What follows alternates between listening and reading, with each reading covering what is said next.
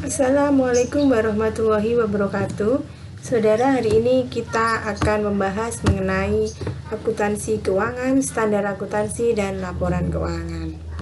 Ada berbagai macam istilah atau definisi dalam akuntansi, yaitu akuntansi sebagai seni menurut American Institute of Certified Public Accountant mendefinisikan bahwa akuntansi ini adalah seni mencatat, mengklasifikasikan, dan meringkas transaksi atau peristiwa yang dilakukan sedemikian rupa dalam bentuk uang atau paling tidak mempunyai sifat keuangan dan menginterpretasikan hasilnya. Yang kedua, dari EPB, akuntansi itu merupakan aktivitas jasa, yaitu aktivitas jasa yang fungsinya memberikan informasi kuantitatif kepada pihak yang berkepentingan dalam membantu mereka dalam mengambil suatu keputusan mengenai pelepasan dan penggunaan sumber daya di dalam kesatuan bisnis dan juga bukan non-bisnis. Kemudian menurut Kiso and Wegan, akuntansi ini adalah suatu disiplin ilmu deskriptif atau analitis yang mengidentifikasikan sejumlah besar kejadian yang merupakan ciri dari aktivitas ekonomi. Kemudian ada definisi lagi bahwa akuntansi itu merupakan sistem informasi. Nah, yang kita ketahui bahwa laporan keuangan, produk dari akuntansi itu merupakan hasil atau output dari suatu sistem informasi. Akuntan mengumpulkan, mengkomunikasikan, jadi mengumpulkan bukti transaksi, kemudian mengkomunikasikannya informasi ekonomi mengenai suatu perusahaan bisnis atau kesatuan lain kepada beraneka ragam pihak yang keputusannya dan tindakannya berkaitan dengan aktivitas tersebut. Jadi dapat kita simpulkan bahwa akuntansi itu mempunyai karakteristik yang pertama, mengidentifikasi, mengukur, dan mengkomunikasikan informasi keuangan, ya. Informasinya siapa? Informasinya suatu entitas ekonomi. Diinformasikan kepada siapa? Kepada pihak-pihak terkait atau pemangku kepentingan atau stakeholder. Siapa saja pihak terkait? Ada investor, ada kreditur, ada pemerintah, ada masyarakat secara umum, ya. Ya, ini adalah proses akuntansi dan capital allocation, bahwa akuntansi itu digunakan untuk alokasi modal, bahwa sumber daya perusahaan itu terbatas, maka kita harus menggunakannya secara efisien, maka kita membutuhkan informasi. Lah, informasi apa itu? Informasi laporan keuangan. Jadi laporan keuangan digunakan oleh pengguna, ada investor, ada kreditur, dan lain sebagainya, untuk alokasi modal. Oke. Berikutnya kita bahas tentang standar akuntansi. Bahwa dalam akuntansi keuangan, ya, ada yang dinamakan standar akuntansi, bahwa laporan keuangan itu harus disusun sesuai dengan standar akuntansi keuangan. Mengapa perlu standar akuntansi keuangan? Karena adanya berbagai macam kebutuhan tentang informasi keuangan. Nah, informasi keuangan ini akan menghasilkan namanya financial statement atau laporan keuangan. Maka profesi akuntansi ini mencoba untuk mengembangkan suatu standar yang berterima secara umum dan bisa digunakan secara universal. Bisa digunakan untuk kreditur, untuk investor, untuk pemerintah, ya, dalam pengambilan keputusan. Nah, ini standar akuntansi. Agar pengguna dari laporan keuangan, jadi investor, kreditur, dan lain sebagainya, itu bisa memahami laporan yang dihasilkan oleh perusahaan secara jelas. Ya. Oleh karena itu diperlukan suatu aturan. Nah, aturannya ini disebut dengan standar akuntansi. Nah, di dunia sekarang ada yang dinamakan dengan standar akuntansi global atau disebut juga International Accounting Standard Board. Jadi di zaman sekarang itu eranya adalah era globalisasi, ya, di mana dunia itu bisa dikatakan tanpa batas.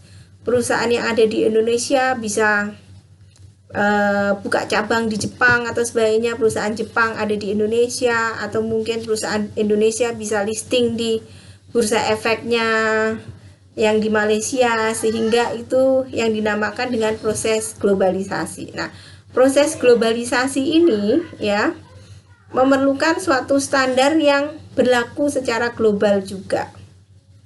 Nah, negara yang tergabung dalam G20 ini sepakat menggunakan IFRS sebagai dasar pelaporan perusahaan yang mempunyai akuntabilitas publik dan mempunyai fungsi fidusia. Nah, Indonesia sebagai anggota negara G20, maka standar akuntansinya menggunakan International Financial Reporting Standard atau IFRS yang dirumuskan oleh IASB. Oke, implikasi Indonesia menggunakan IFRS, maka ada 5 standar akuntansi yang berlaku di Indonesia. Yang pertama adalah SAK berbasis umum atau berbasis IFRS atau SAK umum. Ini digunakan untuk perusahaan yang mempunyai fungsi fidusia dan mempunyai akuntabilitas publik. Jadi perusahaan yang mempunyai pertanggungjawaban publik seperti perusahaan yang terdaftar di BEI ya. Perusahaan yang mempunyai fungsi fidusia seperti perbankan, kemudian lembaga pengelola pensiun, ya itu harus menggunakan SAK berbasis IFRS. Kecuali Bank BPR ya, BPR itu walaupun mempunyai fungsi fidusia tapi menggunakan SAK etap. Kemudian standar akuntansi keuangan entitas tanpa akuntabilitas publik yang signifikan. SAK-nya adalah ini SAK etap ya, digunakan untuk perusahaan yang kurang mempunyai akuntabilitas publik. Kemudian SAK EMKM digunakan untuk usaha atau entitas mikro, kecil, dan menengah. Kemudian SAK Syariah ini digunakan untuk entitas yang menggunakan transaksi syariah ya, pelaporan organisasi syariah seperti perbankan syariah, kemudian lembaga keuangan mikro syariah, asuransi syariah, badan amil zakat, kemudian badan wakaf, maka menggunakan SAK syariah. Kemudian standar akuntansi pemerintahan digunakan untuk entitas pemerintah pusat dan daerah dalam menyusun laporan keuangan. Jadi seperti pemerintah Kota Bekasi, kemudian pemerintah kota yang lain ya, itu dalam menyusun laporan keuangannya menggunakan standar akuntansi pemerintahan. Oke, sekarang terakhir kita menginjak tentang laporan keuangan. Karena di sini kita membahas tentang akuntansi keuangan, saya hanya membahas laporan keuangan menurut SAK etap ya. Yaitu yang pertama laporan laba rugi selama 1 periode ya. Kalau laporan laba rugi kan selama 1 tahun atau 1 bulan, jadi selama 1 periode.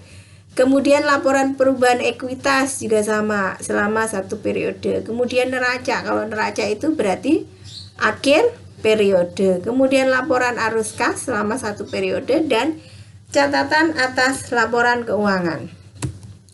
Kemudian untuk perusahaan yang menggunakan SAK IFRS, laporan keuangannya adalah laporan posisi keuangan atau neraca pada akhir periode, laporan laba rugi komprehensif selama periode. Jadi bedanya dengan yang menggunakan etap di sini.